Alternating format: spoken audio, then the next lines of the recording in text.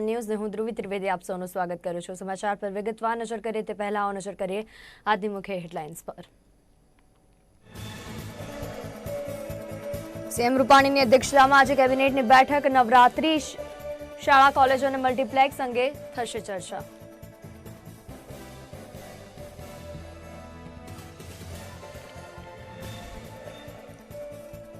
આજથી Ahmedabad Howrah special train દરરોજ દોડશે। કોલકાતા તરફ જતા મુસાફરોને પડતી હાલાકી દૂર થશે।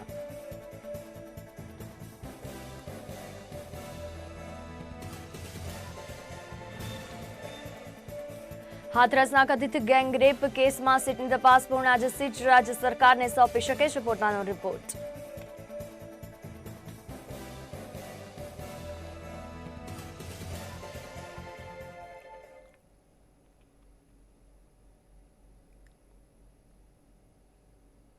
समाचार पर विगतवार नजर करें। शुरुआत करें तो मुख्यमंत्री विजय रूपाणी अध्यक्षताમાં आज सवारे 10:30 કલાકે કેબિનેટની બેઠક યોજાશે। બેઠકમાં અનલોક 5ની કેન્દ્ર સરકારની ગાઈડલાઈન અનુસાર રાજ્યમાં અમલવારી સંદર્ભે ચર્ચા કરવામાં આવશે। આ ઉપરાંત નવરાત્રી દરમિયાન શેરી ગરબાની મંજૂરી અને તેના નિયમો સંદર્ભે પણ ચર્ચા કરવામાં આવે તેવી શક્યતા વ્યક્ત કરવામાં આવી રહી છે। સાથે જ 15 ઓક્ટોબર બાદ શૈક્ષણિક સંસ્થાઓને ખોલવાની મંજૂરી સંદર્ભના કેન્દ્ર સરકારની ગાઈડલાઈનને લઈને પણ ચર્ચા કરાશે। તેમજ ટેકાના ભાવે મગફળીની ખરીદી અને તેના રજીસ્ટ્રેશનની ચાલી રહેલી પ્રક્રિયા સંદર્ભે પણ કેબિનેટને માહિતગાર કરવામાં આવશે। ઉપરાંત પ્રધાનમંત્રી નરેન્દ્ર મોદીના આગામી ગુજરાત પ્રવાસ સંદર્ભે પણ કેબિનેટ બેઠકની અંદર ચર્ચા કરાશે।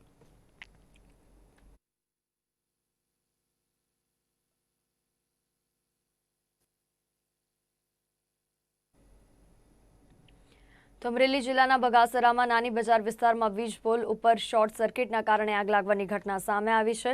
અચાનક શોર્ટ સર્કિટ થતા વીજ વાયરમાં આગ લાગી હતી, જેના કારણે લોકોમાં ડર વ્યાપી જવા પામ્યો હતો। વીજ વાયરમાં આગ લાગવાના કારણે કેટલાક વિસ્તારોમાં વીજ પુરવઠો ખોરવાયો હતો, જેના પગલે દોડી આવેલ પીજીવીસીએલની ટીમે વીજ પુરવઠો પૂર્વવત કરવાની કામગીરી હાથ ધરી હતી।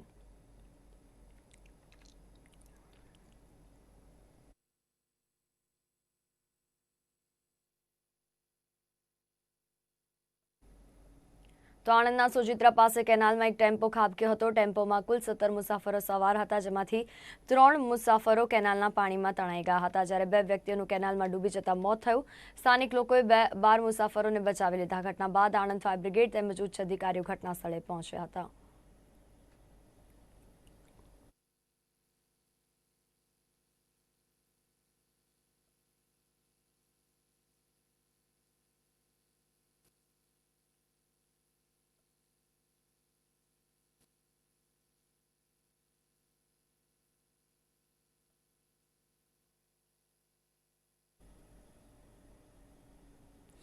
તો લીંબડીના સૌકા ગામની સીમમાં એક ટ્રકમાંથી વિદેશી દારૂનો જથ્થો ઝડપાયો છે। પોલીસે વિદેશી દારૂની કુલ 3,357 બોટલો જપ્ત કરી છે, જેની બજાર કિંમત અંદાજે 12,92,150 રૂપિયા થાય છે। પોલીસે દારૂ ઉપરાંત એક ટ્રક સહિત કુલ 27,92,250 રૂપિયાનો મુદ્દામાલ જપ્ત કર્યો છે, તેમજ નાસી છૂટેલા આ ટ્રક ડ્રાઈવરને ઝડપી પાડવાના ચક્રો પણ ગતિમાન કર્યા છે।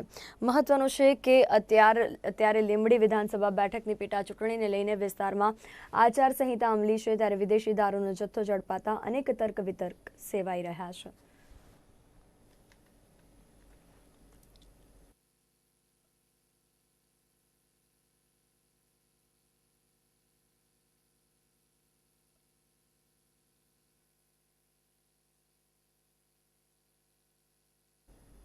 તો સુરતના પર્વત પાટિયા પાસે શનિવારે રાત્રે એક યુવકની હત્યા કરીને ફેંકી દેવાયેલી લાશ મળી આવી હતી। આ ગુનામાં પણ પોલીસે બ્રિજ પાસે રહેતી મહિલા મજૂરની ધરપકડ કરી છે। શનિવારે પર્વત પાટિયા પાસે બ્રિજ નીચેથી એક યુવકની હત્યા કરીને ફેંકી દેવાયેલી લાશ મળી હતી। પોલીસે ઘટના સ્થળે તપાસ કરતા ખબર પડી કે બનાવ બન્યો ત્યાં ગીતા નામની મહિલા રહેતી હતી, તે હવે નથી। ગીતા વિશે તપાસ કરતા થોડા અંતરેથી મળી આવી હતી। તેની પૂછપરછ કરતા તેને કબૂલી લીધું કે તેણે હત્યા કરી હતી। સુરતના પર્વત પાટિયા પાસે શનિવારે રાત્રે એક યુવકની હત્યા કરાયેલી ફેંકી દેવાયેલી લાશ મળી આવી હતી। મરનારનું નામ ગણેશ ઉર્ફે રૂપેશ છે। 2 તારીખે રાત્રે ગણેશ દારૂ પીધેલો હતો। તેણે ગીતાને પોતાની પાસે બોલાવી હતી। ગીતા તેની પાસે નહીં ગઈ। પછી ગણેશે ફરીથી બોલાવી હતી। ત્યારબાદ તેના બાળકો સૂઈ ગયા હોવાથી ગીતા ગણેશ પાસે ગઈ। ત્યાં ગણેશે ગીતાને કહ્યું હતું કે તેની સાથે તે સંબંધ બાંધવા માંગે છે। ગીતાએ ના પાડતા ગણેશે બળજબરી કરવાની પણ કોશિશ કરી હતી। ત્યારે ગીતાએ ગણેશનું માથું બ્રિજના પિલર સાથે અફાળી દીધું હતું. પોલીસના જણાવ્યા અનુસાર ત્યાં ગીતાએ થોડું લોહી સાફ કર્યું હતું અને તે લોહીવાળો પેટીકોટ કબજે કર્યો હતો. ગત 3/8/2020ના રોજ પર્વત પાટિયા સાંઈબાબા મંદિરની નજીક આવેલ RMG હાઈસ્કૂલની નીચે ઓવરબ્રિજ નીચે પિલરના ઓટલા પાસે એક અજાણ્યા પુરુષની લાશ મળેલી હતી. એ બાબતે સૌપ્રથમ પૂના પોલીસ સ્ટેશન અકસ્માત મોત દાખલ કરેલું હતું. ત્યારબાદ એનું PM કરાવતા એના માથાના ભાગે ઇન્જરી થયેલું હોય, જેના કારણે હેમરેજ થતાં મરણ ગયેલો હતો, જેથી પૂના પોલીસ સ્ટેશને આ બાબતે ખૂનનો ગુનો દાખલ કરેલો હતો. ત્યારબાદ પૂના પોલીસ સ્ટેશને આ ગુનાવાળી જગ્યાની આજુબાજુ જે લોકો રહેતા હતા એમની પૂછપરછ કરી તો તપાસ દરમિયાન એવી હકીકત મળેલી કે ત્યાં એક બ્રિજ નીચે રહેતા ગીતાબેન, જેની સાથે એની બોલચાલ અને પ્રેમ સંબંધ હોવાનું જાણવા મળેલું હતું. એ આધારે આમ આ જે તોહમતદાર છે ગીતાબેન, એ મળી આવતા એમની વિગતવાર પૂછપરછ કરતાં એવી હકીકત મળેલી હતી કે રાત્રે 2/10/2020ના રોજ રાત્રિના 10 વાગે તથા 11 વાગ્યાની આસપાસ આ તોહમતદાર છે ગીતાબેન એમને આ મરણ જનાર ગણેશ ઉર્ફે રૂપેશ એમની પાસે બોલાવતો હતો. એ દરમિયાન તોહમતદાર એમની પાસે ગયેલા.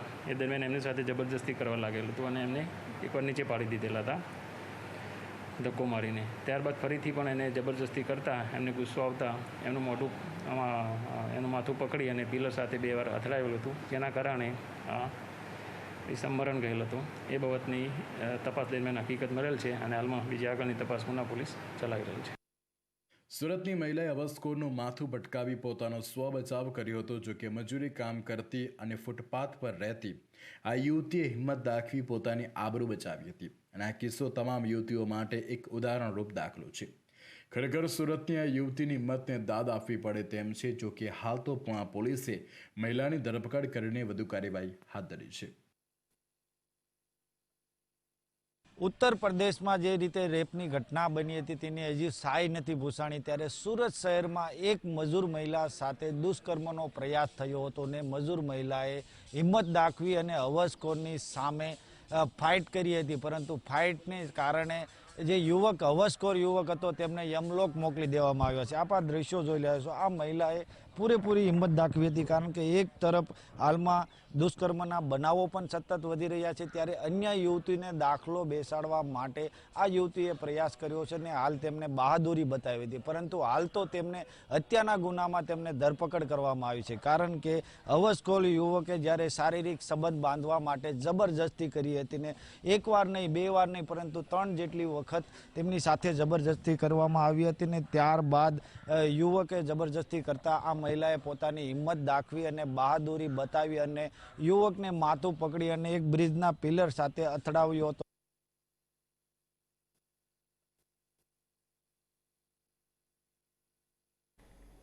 પેટા ચૂંટણીને લઈને કોંગ્રેસના રાજકારણમાં ગરમાવો જોવા મળી રહ્યો છે. કોંગ્રેસે 8 બેઠકો માટે ઉમેદવારોના નામની યાદી તૈયાર કરીને હાઈકમાન્ડને આપી છે, જેમાં હવે હાઈકમાન્ડ 8 બેઠકો પર કયા ઉમેદવારોની પર મહોર લગાવશે તે અંગે જોઈએ અમારો અહેવાલ. 8 બેઠકો પોતાના નામે કરવા માટે કોંગ્રેસ એડી ચોટીનું જોર લગાવી રહી છે. 8 બેઠકો પર જે સક્રિય અને જાણીતો ચહેરો હશે તેના પર આખરી મોહર હાઈકમાન્ડ લગાવશે. જેમાં ધારી બેઠક પર જેનીબેન ઠુમ્મર પણ આખરી મોહર લાગી શકે છે, કારણ કે જેનીબેન ઠુમ્મર વિરજી ઠુમ્મરની દીકરી હોવાથી તેઓની શક્યતા વધુ સેવાઈ રહી છે. મોરબી બેઠક પર મનોજ પનારા અને જયંતિભાઈ ચીખલિયાના બંને નામો આગળ છે. સાથે જ લીંબડી બેઠક પર કલ્પનાબેન ધોરિયા અને ચેતન ખાચર બંને નામો આગળ ચર્ચાઈ રહ્યા છે. ગઢડા બેઠક પર જગદીશ ચાવડાનું નામ સૌથી આગળ, તેમજ અબડાસામાં વિસનજી પાંચાલી અને નવસી જાડેજા બંને નામોમાંથી એક નામ પર હાઈકમાન્ડ મોહર લગાવી શકે છે. તેમજ મહત્વની કરજણ બેઠક પર સિદ્ધાર્થ પટેલનું નામ પર મોહર લાગી શકે છે. સાથે કપરાડા બેઠક પર હરેશ પટેલ અને વસંત પટેલ બંનેના નામ, ડાંગ બેઠક પર સૂર્યકાંત ગાવિત, મુકેશ પટેલ, ચંદર ગાવિત 3 નામો આગળ છે. એટલે કે હવે કોંગ્રેસ 8 બેઠકો માટે ઈડી ચોટીનું જોર લગાવશે અને પેટા ચૂંટણીમાં મૃત્યાઓના નામે આખરી ઓપ આપીને આગામી 2 દિવસમાં ઉમેદવારનું લિસ્ટ જાહેર કરી શકે છે.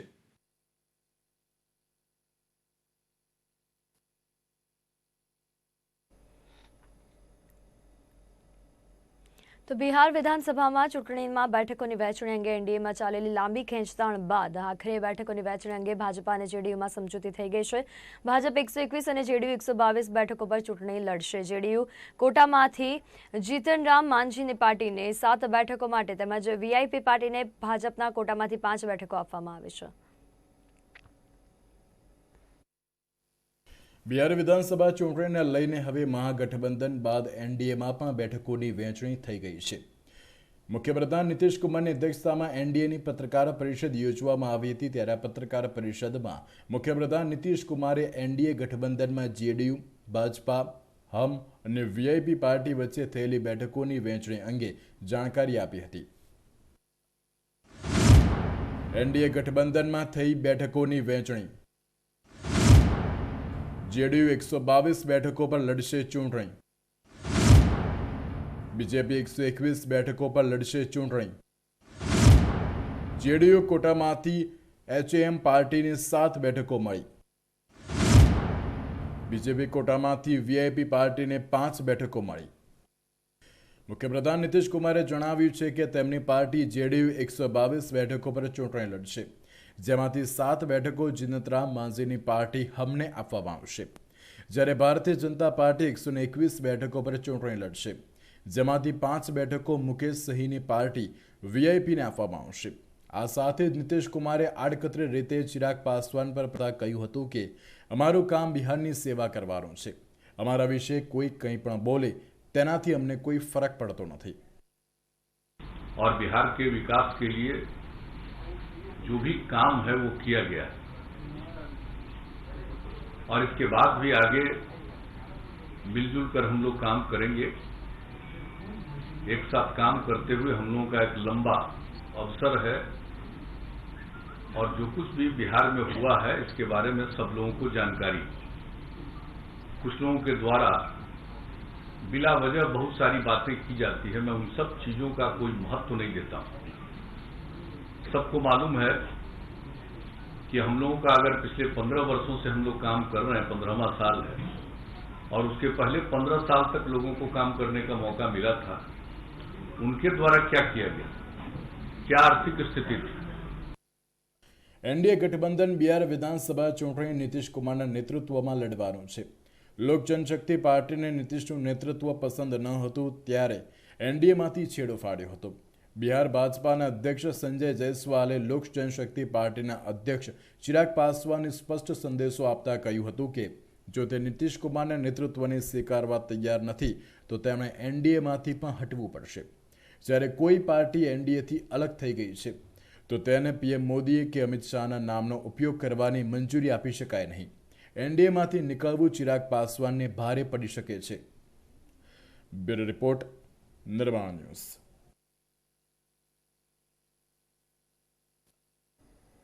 તો કોરોનાની મહામારી શરૂ થતાં જ ભારતભરમાં લોકડાઉન લાગુ હતું. ત્યારથી હમણાં સુધી સિનેમાઘરો બંધ હતા. જોકે હવે અનલોકના 3જા તબક્કા બાદ સરકારે જરૂરી ગાઈડલાઈન સાથે સિનેમાઘરો ખોલવાની પરવાનગી આપી છે.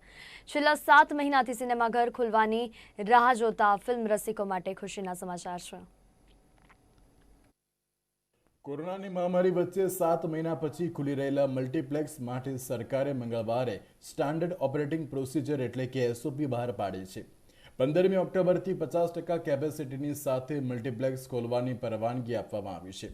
જો ફિઝિકલ ડિસ્ટન્સ રાખવું પડશે, 2 લોકોની વચ્ચેની સીટ ખાલી રહેશે. ગુજરાત સરકારે પણ કેન્દ્ર સરકારની આ માર્ગદર્શિકાને કોઈ ઉમેરા વગર સ્વીકારી લેતા હવે ગુજરાતમાં પણ ચુસ્ત નિયમોના પાલન સાથે 15મી ઓક્ટોબરથી મલ્ટીપ્લેક્સ ખુલી શકશે. सुरक्षित दूरी, मास्क और सैनिटाइजर इसका उपयोग बाध्यकारी है.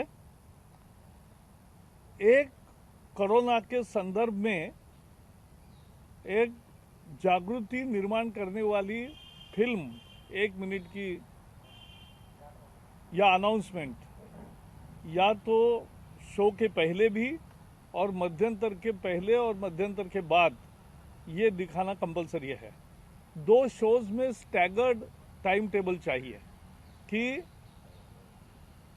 पूरा हॉल सैनिटाइज होके दूसरे लोग आकर बैठेंगे और आने जाने वालों का ज़्यादा संपर्क नहीं रहेगा, ऐसी व्यवस्था होनी चाहिए.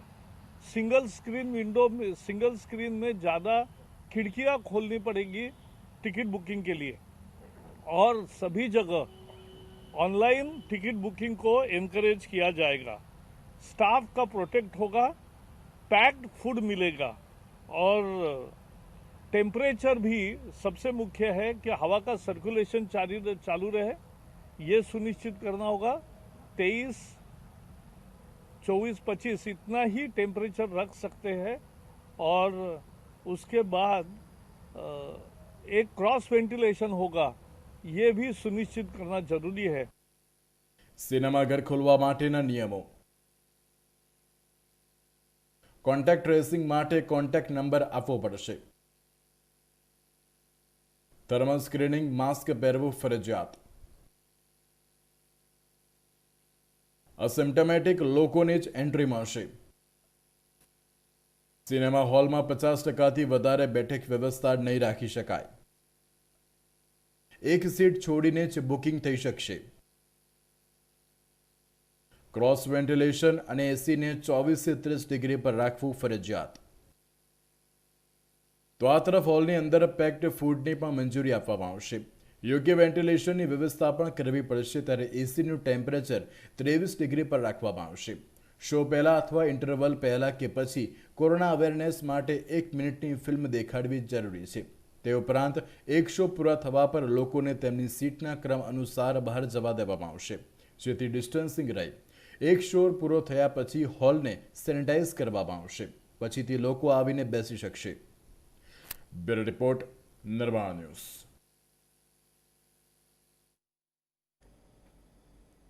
તો સજીવ ઓર્ગેનિક ખેતીથી જમીનો સુધારી અને રાજ્ય કક્ષાનો સર્વોચ્ચ એવોર્ડ મેળવ્યા બાદ કપડવંજના નીતિનભાઈ પટેલે ખેતીમાં રાસાયણિક ખાતરનો ઉપયોગ કરવાથી ખેતીની જમીનને તો નુકસાન થાય જ છે, પણ સાથે સાથે માનવીના શરીરને પણ આ રાસાયણિક ખાતરો નુકસાન કરે છે. ત્યારે જમીનની ઉપજ શક્તિ જળવાઈ રહે માટે ખેતરોમાં ઉત્પન્ન થતા અનાજ, શાકભાજીથી લોકોને પણ નુકસાન ન થાય તેવા હેતુથી સજીવ ખેતી એટલે કે ઓર્ગેનિક ખેતી કરવામાં આવે છે. સજીવ ખેતી એટલે કે ઓર્ગેનિક ખેતી કપડવંજના નીતિનભાઈ પટેલે કરી હતી અને 3 વર્ષમાં પોતાની જમીનને સજીવ ખેતી લાયક બનાવી દીધી હતી. હાલ તેઓ 4 પ્રકારના અલગ અલગ સ્વાદના તરબૂચ અને 4 પ્રકારની અલગ અલગ સ્વાદની ટેટી તેમજ મગફળીની ઓર્ગેનિક ખેતી કરી રાજ્યકક્ષાના એવોર્ડ સુધી પહોંચ્યા છે. તેમજ એકરમાં 70,000 થી 80,000 ખર્ચ કરીને 2 લાખ જેટલું ઉત્પાદન એકર દીઠ મેળવે છે. સજીવ ખેતીમાં મુખ્યત્વે ગાયનું ખૂબ જ મહત્વ રહેલું છે. એક ગાયથી 10 એકર જેટલી જમીનમાં તેઓ સજીવ ખેતી કરે છે અને ગાયના છાણ અને મૂત્ર સાથે 5 પ્રકારની વસ્તુઓ દ્વારા ખેતરને સજીવ કરે છે. અને ઓર્ગેનિક ખેતી કરે તેઓએ પોતાને ત્યાં કામ કરતા એક વ્યક્તિને ગાય લાવી આપી છે અને હજુ ગાયો લાવી આપવાના છે. આ ગાયોનું છાણ અને ગૌમૂત્ર તેઓ સજીવ ખેતીમાં વાપરે છે. તેમજ નીતિનભાઈ પટેલે આની ખેડૂતોને પણ સતત સજીવ ખેતી વિશે પ્રેરી રહ્યા છે. હા, હું અહીંયા છેલ્લા 10 વર્ષથી ઓર્ગેનિક ફાર્મિંગ કરી રહ્યો છું અને તે ગાય આધારિત ખેતી છે. ઓર્ગેનિક ફાર્મિંગની અંદર ગાય એ એનો મુખ્ય પાયો બાંધનાર જો કહી શકાય તો ગાયને આપણે શ્રેય આપવો પડે, કારણ કે એના છાણ અને મૂત્રથી બનતા જીવામૃત, ગૌમૂત્ર, એના ઉપયોગથી આપણે જમીનની અંદર સૂક્ષ્મ જીવાણુની સંખ્યા વધારી શકીએ છીએ, જેના કારણે જમીનની અંદર અળસિયા અને બીજા પણ ઘણા સૂક્ષ્મ જીવો એક્ટિવ થાય, જેથી આપણી જમીન ફળદ્રુપ બને છે અને એમાં થતા ઉત્પાદનો એ એની ગુણવત્તા પૂરા પ્રમાણમાં આપણને મળતી હોય છે, જેથી બજારની અંદર આપણે એ બધા જ ઉત્પાદનોની કિંમતો પણ આપણને સારી મળે છે. જિલ્લાના કૃષિ કાર્યક્રમમાં જિલ્લાના બેસ્ટ ફાર્મરનું સન્માન અને ચેક પણ તેમને મળ્યું છે. હાલમાં ગુજરાતના મુખ્યમંત્રી વિજયભાઈ રૂપાણી દ્વારા રાજ્યકક્ષાનો સર્વોચ્ચ સન્માન ગણાતા સરદાર પટેલ કૃષિ સંશોધન પુરસ્કાર રાજ્યકક્ષા 2019 અને 20 સજીવ ખેતીમાં પ્રચાર પ્રસાર તેમજ જાગૃતિ લાવવા બદલ પ્રગતિશીલ ખેડૂત તરીકે સન્માન પત્ર તથા 51,000નો ચેક આપીને સન્માન કરવામાં આવ્યું હતું. આમ નીતિનભાઈ પટેલ દ્વારા સજીવ ખેતી કરીને જમીનની ફળદ્રુપતાને બચાવવા આવે છે. મિનરલથી ભરપૂર પોષણ આપતી ખેત પેદાશો લોકોને મળી રહે તેવા પણ કામ કર્યા છે. ત્યારે આવનારા સમયમાં નીતિનભાઈ કઠોળ અને અન્ય અનાજ તથા ખેત ઉત્પાદનો સજીવ ખેતી દ્વારા વધુમાં વધુ લોકો સુધી પહોંચાડવાની તૈયારીઓ બતાવી રહ્યા છે અને તેમના આ પ્રયત્નો જોઈને અન્ય ખેડૂતો પણ સજીવ ખેતી ઓર્ગેનિક ખેતી તરફ વળ્યા છે. ચિરાગ પટેલ, નિર્માણ ન્યૂઝ, નડિયાદ. તો મહુધા તાલુકાના કૈયજ ગામે રહેતા ભરતભાઈ રમણભાઈ વાઘેલાએ પોતાના 2 વીઘા જમીનમાં મરચાનું વાવેતર કર્યું, જેમાં તેમણે મહુધા એગ્રો બિઝનેસમાંથી ખરીદેલ બિયારણ નાખ્યું હતું. ત્યારબાદ તેમણે વાવેતર કરેલ છોડને સારી રીતે માવજત અને તકેદારી રાખી. જોકે 20 દિવસ બાદ ફૂલ અને ફળ આવવાની શરૂઆત થતાં ખેડૂત ચોંકી ઉઠ્યા, કારણ કે ઉગી નીકળેલ મરચા દેશી પ્રજાતિના હતા. આ સમસ્યા ગામના અન્ય ખેડૂતો સાથે પણ ઉદ્ભવી હતી, જેથી આ અંગે તેમણે કંપનીમાં વારંવાર રજૂઆત કરી હોવા છતાં તેમની સમસ્યાનું કોઈ નિરાકરણ ન આવતા આખરે તેમણે આ મામલે ખેડા જિલ્લા કલેક્ટરને આવેદનપત્ર આપી આ સમસ્યાનું નિવારણ લાવવા માટેની માંગ કરી હતી. આ વર્ષે એમને એવું હતું કે અમારું જે નુકસાન છે આ વર્ષે ભરપાઈ થઈ જશે, સરભર થઈ જશે, પણ અત્યારે તો એમને કોથળામાંથી બલાડું કાઢ્યું હોય એવું આ ડુપ્લિકેટ બિયારણ લોકો જે વેચે છે, તો એવા જે એજન્સી છે એમની સામે કડકમાં કડક કાર્યવાહી જોઈએ અને ખેડૂતોને ન્યાય આપવો જોઈએ એવી મારી કલેક્ટરશ્રીને માગણી છે.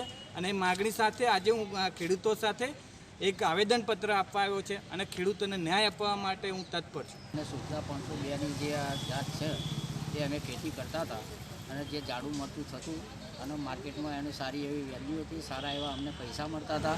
ગઈ સાલે કોરોનાને કારણે છેલ્લા અમારા 2-3 વારામાં અમે બહુ માર ખાધ્યો અને અમને ખોટ ગઈ ખરેખર. પણ આ સાલે હવે ધીરે ધીરે કોરોના ઓછો થયો. અત્યારે એક 20 કિલોના આ જ મરચાંના 1200 થી 1500 રૂપિયા ભાવ છે. અત્યારે અમે જ્યારથી એને વાવી તો અત્યારે અમારે 4થી કે 5મી વારી ચાલતી હોત, અંદાજે અત્યારે અમે 200 મણ મરચું કાઢી લીધું હોત તો અત્યારે અમારી જોડે 1.5 થી 2 લાખ રૂપિયાનું બેલેન્સ થઈ ગયું હોત. પરંતુ જેમ જેમ મોટા છોડ થયા, નાનામાં તો ખબર ના પડે, મોટા થયા ત્યારે ખબર પડી કે ભાઈ આ તો આપણને જે સુખદા 502 જે દર સાલ વાવતા હતા એની જગ્યાએ કોઈ બીજું જ આપણને બિયારણ વળગાડી દેવામાં આવ્યું છે. અને એવા તો અમે 10 થી 15 ખેડૂતો ગામના છીએ.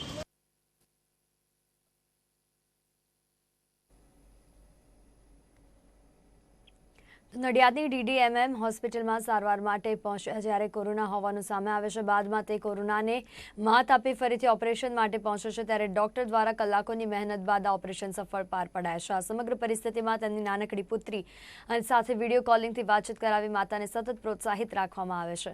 કોરોના અને હૃદયની ગંભીર બીમારીને પણ દ્રઢ મજબૂત ઇરાદા અને માની મમતા તથા ડોક્ટર્સના મક્કમ ઇરાદાથી હરાવી શકાય, આજે તે સાબિત થવા પામ્યું છે.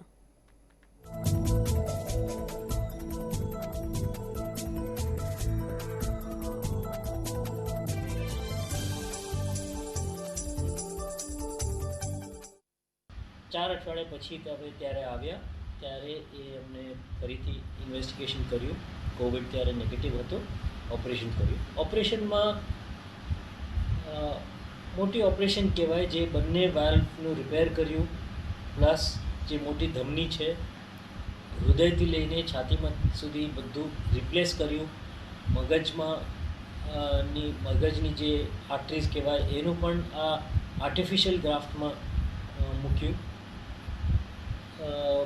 એ દરમિયાન હાર્ટલંગ મશીનમાં કનેક્ટ કર્યું. અને કેમ કે મોટી ધમનીનું ઓપરેશન હતો તો એટલે પેશન્ટનું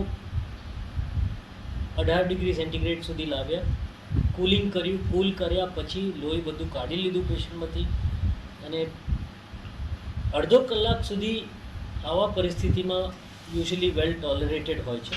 તો એટલા માટે આ દરમિયાનની અંદર અમે રિપ્લેસમેન્ટ બધું કરી દીધું અને પેશન્ટનું ઓપરેશન પછી ભાનમાં આવ્યું, હૃદય બરાબર ચાલતું થઈ ગયું છે.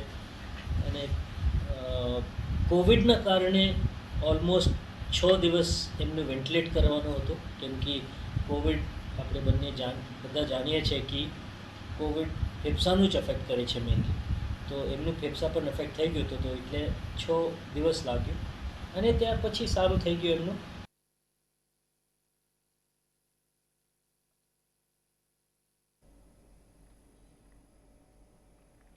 તો બુલેટિનમાં અત્યારે હાલ બસ આટલું જ. વધુ સમાચાર અને અપડેટ્સ માટે જોતા રહો નિર્માણ ન્યૂઝ. ત્યાં સુધી મને આપશો રજા. નમસ્કાર.